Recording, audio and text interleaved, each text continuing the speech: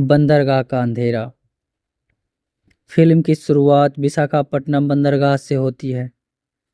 रात का समय है। कंटेनरों के बीच छुपकर एक बड़ा स्मगलिंग ऑपरेशन चल रहा है। तस्कर गैंग का सरगना है साइमन जेवियर। इसके दाएं हाथ की तरह है दयाल, जिसका नाम सैबीर साहिर, जो खतरनाक और निर्दयी है। सोने की घड़ियां, नशीले पदार्थ और हथियार सब इस रैकेट से गुजरते हैं, लेकिन बंदरगाह के मजदूर यानी कूलियों को इन कामों का अनजाने में गवाह बनाया जाता है। इसी बीच एक गुप्त पुलिस अधिकारी कूलियों के बीच घुसकर सच पता करने की कोशिश करता है। दयाल उसे पकड़ लेता है और बेरहमी से मार देता है। फिर ऐलान करता है, जहां कोई और पुलिस वाला छुपा है उसे पकड़ने वाले को 2 करोड़ मिलेंगे। बंदरगाह खून और डर का खेल बन चुका है।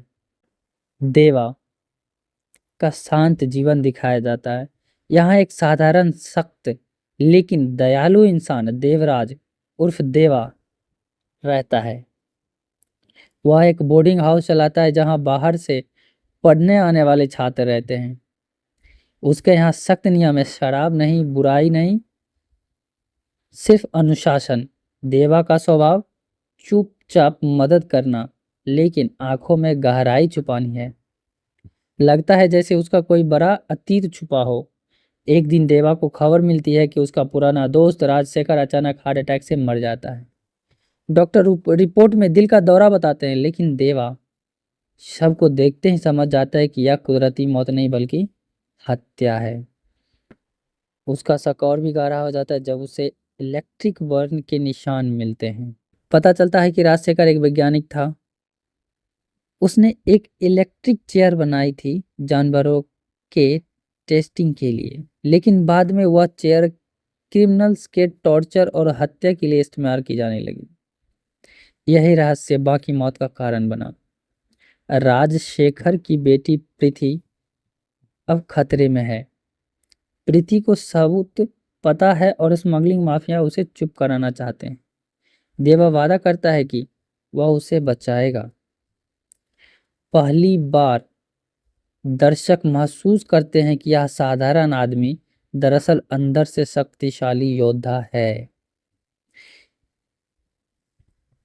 पृथ्वी और देवा साथ मिलकर अपराधियों का पीछा करना शुरू करते हैं। धीरे धीरे देवा की लड़ाई का चेहरा सबके सामने आता है। पृथ्वी को लगता है कि देवा बस मदद कर रहा है, लेकिन जब एक बार वह ट्रेन में भाग रही होती है, उसे अपनी पुरानी कोड कॉल से पहचाना है। देवा की असली पहचान, वह कभी कूली का नेता था। दूसरों के लिए वह भगवान जैसा था।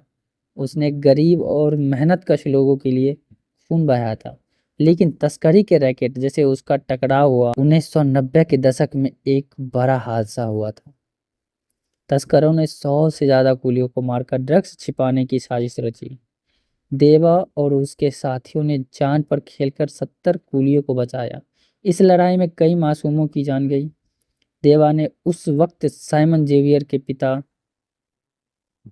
बड़े एक्सवेयर को